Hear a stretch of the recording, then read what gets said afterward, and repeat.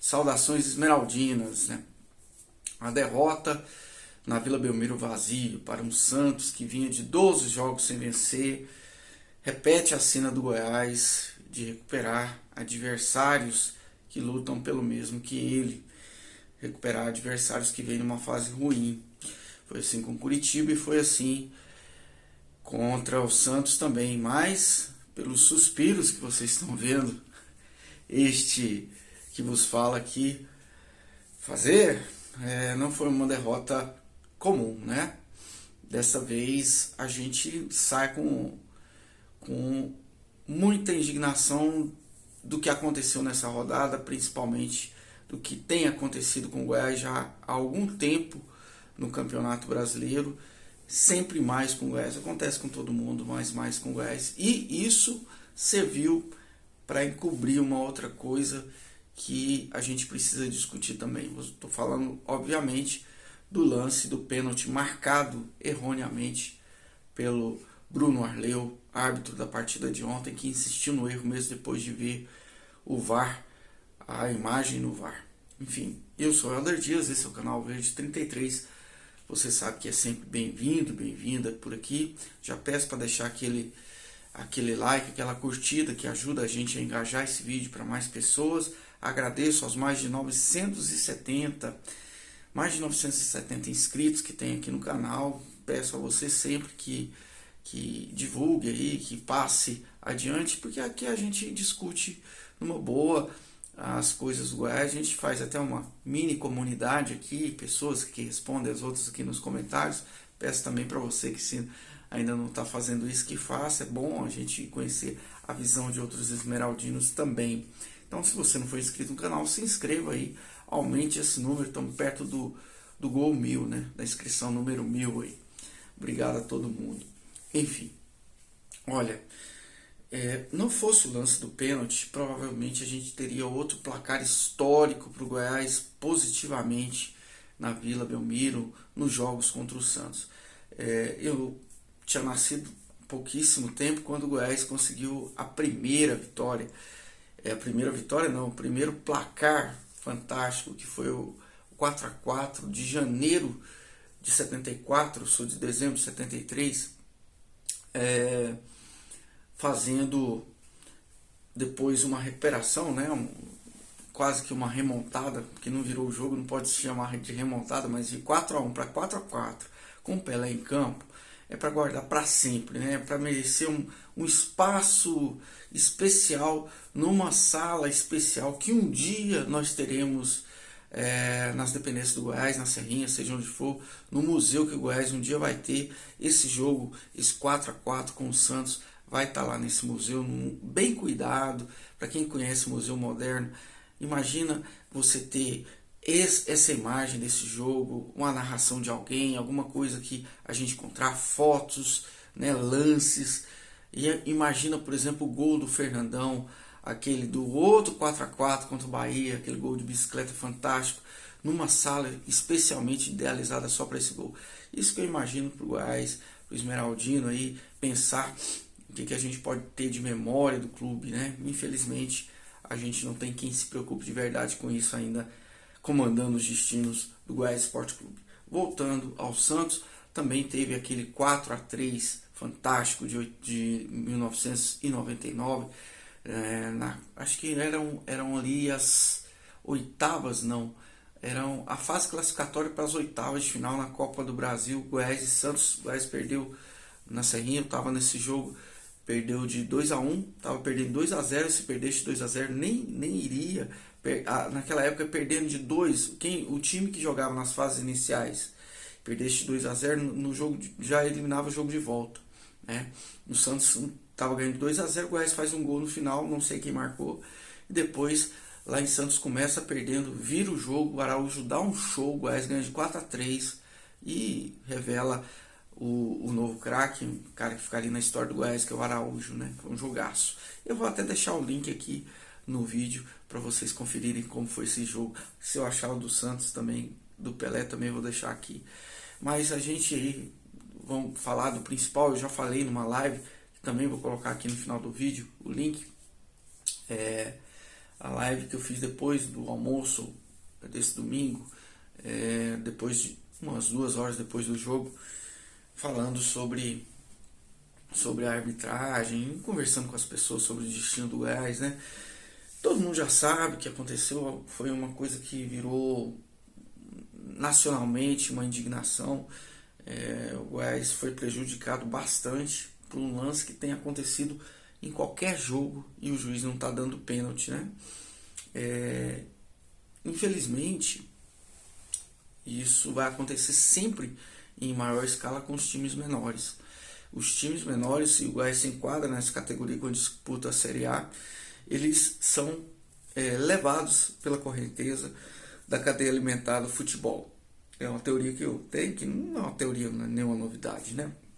Mas eu usei esse termo porque na cadeia alimentar biológica o predador pega a sua presa, essa presa também é predador de alguém, sempre tem o topo de cadeia, que no caso é o animal que não é predado por ninguém, a não ser pelo bicho homem, né? Preda o planeta inteiro, mas vamos dizer o leão, né? E depois vem ali a hiena pega um mamífero menor, que pega uma ave, etc. O Goiás, ele nunca vai estar no topo dessa cadeia, né? No Brasil, quem está no topo dessa cadeia, seja pela torcida, pelo que acontece, pelo dinheiro, hoje é o Flamengo, né? O Flamengo, o Corinthians ali um pouco abaixo, Palmeiras um pouco abaixo. Esses 3 times são os topos de cadeia, são os que, em tese, na minha teoria, vão ser sempre os mais favorecidos por isso. Isso não tem nada, não estou falando aqui de roubo, nada disso. Estou falando de política de futebol, tá? Nem vou entrar no aspecto de roubo, como algum pode dizer em relação ao jogo ao Bruno Arley. Eu não vou acusar ele de nada. Eu acho que ele estava convicto da coisa errada, infelizmente, né? E levou isso até o fim mesmo, o VAR mostrando que ele estava mostrando para ele a imagem, né? Ele brigou com a imagem e foi e marcou o pênalti. Infelizmente, foi contra o Goiás. E se em vez da camisa verde tivesse aquela camisa vermelha e preta do time carioca, pode ter certeza que ele voltaria atrás na marcação. Tenho certeza absoluta, né?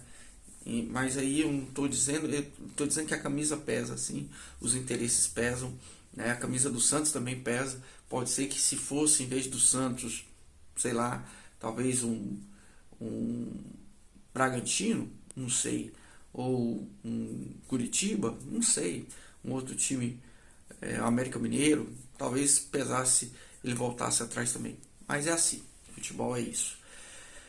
Vamos falar também do restante, né? O Goiás foi um time que começou o jogo equilibrando, mas é aquele time que está a ponto de perder o juízo, que está pilhado demais, que está fazendo de qualquer coisa, vira um atrito e ele não consegue vencer mais, ele entra numa reação em cascata. Quando o nosso zagueiro, o Bruno Melo, erra o passe, joga no meio e a bola sobra pro gol do Santos, primeiro gol, sobra no pé do Marcos Leonardo. A partir daquele momento o Goiás descoordena. Tem gente que acha que houve uma falha do Tadeu. Eu, sinceramente, o pessoal está aproveitando, está olhando o Tadeu assim, ó, aquele olho grande, né, de pegar as minúcias. Para mim o Tadeu não falhou naquele gol. Eu quero diferenciar aqui o que é uma bola defensável do que é uma falha. Aquela bola era defensável. Ela é defensável para poucos goleiros. Ela não é indefensável. Uma bola indefensável que bate lá em cima no ângulo, nenhum goleiro pegaria.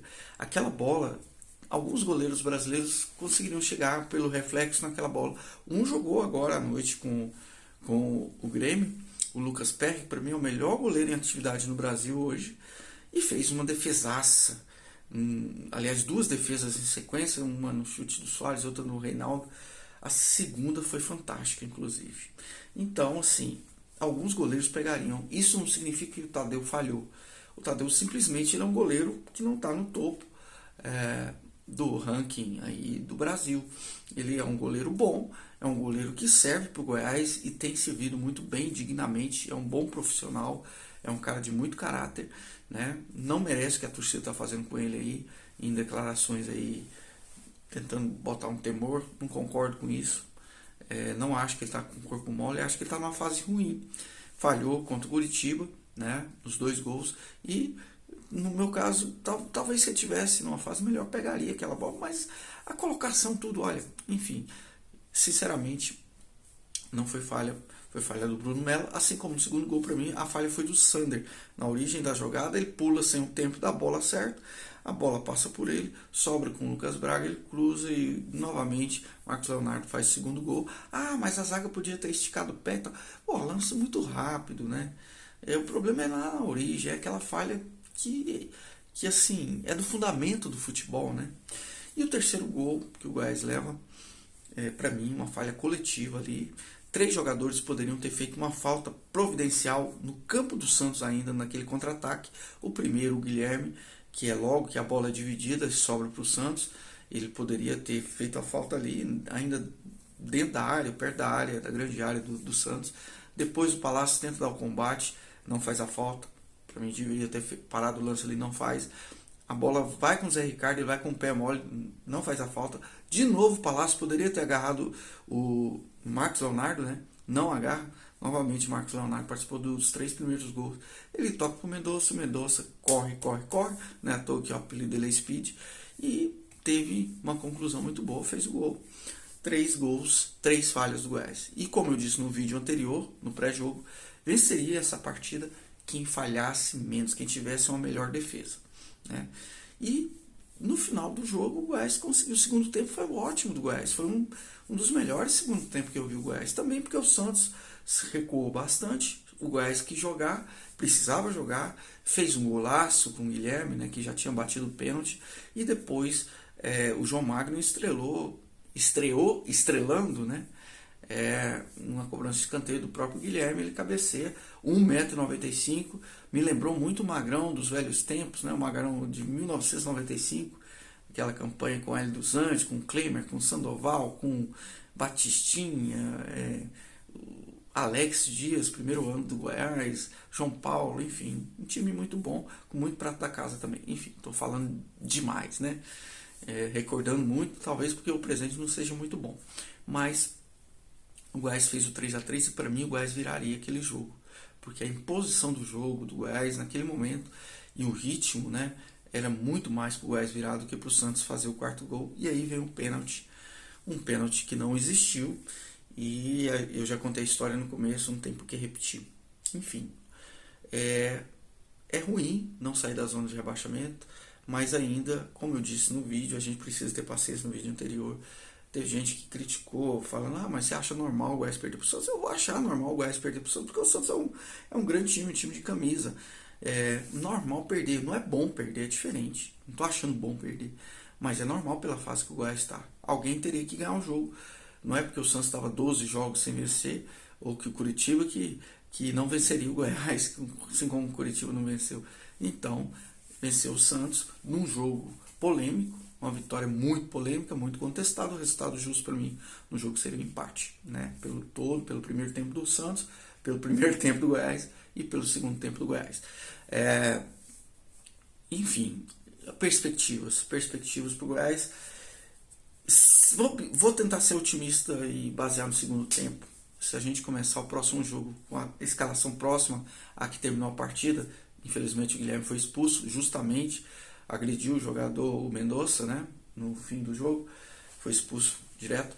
Mas se o Goiás conseguir começar o próximo jogo contra o Atlético Mineiro jogando o futebol que jogou no segundo tempo, a gente pode ter esperança. E acredito que vão ter que ter paciência. A torcida, me parece, está do lado do Armando Evangelista e está cobrando os jogadores. Vamos ver se a ideologia, né, a ideia técnica de jogo dele prevalece. O vídeo ficou um pouco mais longo, mas é isso mesmo. Tinha muito a falar sobre esse jogo. Foi um jogo, como eu disse, na live. Quem quiser assistir a live está aí, né, vai estar aí também o link. Foi um jogo de muitas emoções, de um caminhão de sensações aí. Enfim, boa semana para todo mundo e, enfim, vamos seguindo. O Goiás ainda tem jeito. sou realista, não sou otimista não. O Goiás ainda tem muito campeonato pela frente.